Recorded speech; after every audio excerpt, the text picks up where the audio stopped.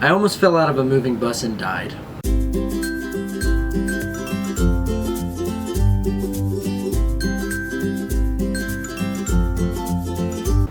I know what you're thinking, YouTube. You're thinking, is that a confession? That's not embarrassing. That's not you messing up with girls or peeing your pants or something like that. Well, no, it's not. But you know what? It was a traumatic event in my life. And to be frank, I did dribble in my pants a little bit when it happened. So I'm going to take you back to a summer of mine. The sun was hot. The sweat was running.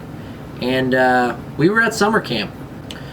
So at this summer camp that I went to, it was so massive. It was so big that it was almost like a small town ran by youths, which is kind of terrifying. It sounds like a Goosebumps novel or something. I enjoyed the crap out of it because I was like 16. So this town was so huge that they actually needed buses to carry you to where you needed to go. So one of the hot spots, one of the cool kids hangout places was the volleyball courts, because there's always games going on, so all the youths would come to support their teams at the volleyball court. So there's all these kids at this volleyball, I mean hundreds of kids at this volleyball court. And when the games are done, they're all trying to leave at the same time. They're all trying to get on a bus, they're trying to get out of there. So there's just this massive amount of people just sitting there waiting for buses to come in sync, and you try to fill up the buses. Now, you want to get on the bus with all your buddies. You don't want to be left behind, so you got to try to time it right. Well, our timing was a little off, so we all pile into this bus, and I'm kind of sitting there like, nah, I'm not, there's no way I'm going to fit on this bus. At this camp, there are kind of different infamous bus drivers. The two that I remember are this one old woman who is deaf. They called her like the ninja driver or something.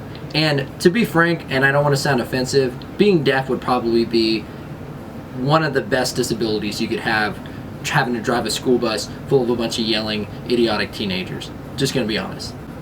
The other was a kind of strange man. He kind of looked like a Scooby-Doo villain if you just took the mask off at the end and you're like, you know, kind of balding, kind of crazy-eyed kind of guy, you know. And he's kind of known for driving really fast and laughing like the Joker.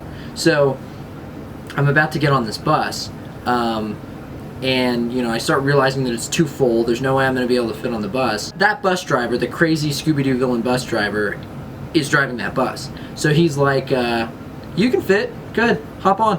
And he just kind of got this kind of evil kind of like grimace, and he's just kind of, you know, chuckling as he tells me to go on. So I'm like, okay. So I get on to the point where they couldn't close the door on the bus because I was on the last step holding on to the bar at the edge of the bus, and it's full of like 40 kids.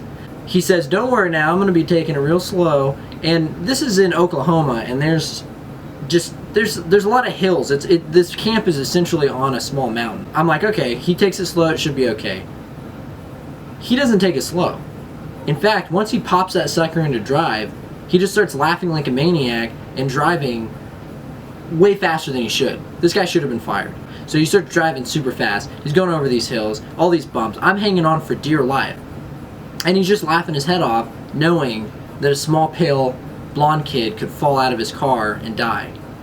He starts driving, he's going over these bumps, and there just happens to be a pretty large, like, hill that we're going over. And of course, he's flooring it at top speed. You know that moment when you're in a car and you kind of go and the gravity kind of gets you and you just kind of rise up for a second and then slam back down? So as we're going over this hill, I kind of rise up into the air and lose my grip on the metal bar that I'm holding. This all happens probably in a matter of 2 seconds, but it felt like an eternity to me because I actually flew into the air outside, probably a foot outside of the bus in midair. And this was all happening in slow motion. Luckily, my buddies are standing there, and just like a grizzly bear snatches salmon out of a stream, my friends just reached out, grabbed my shirt, and yanked me back into the bus. The sad thing is, I'm floating there in midair before they grab me, and my life flashes before my eyes. And I'm like, you know, I'm expecting to just see all these crazy, awesome adventures I went on, you know, and just this amazing life that I've been through. But I honestly just saw myself sitting on a couch playing Halo for like 10 years. That was my life. So that was a little depressing. So they yank me into this bus, and I get back in, and I'm shivering like I just almost died. I almost lost my life. I almost fell. I mean, this was like Speed or something. I was about to fall out of the bus and just get ran over and die. It would have been kind of cool, actually. All right, so there's the story. You know, maybe not as funny or embarrassing, but it was exhilarating. It got my blood pumping just telling the story. So come back next Monday for another confession, and this next one is gonna be pretty funny, and it might involve underwear.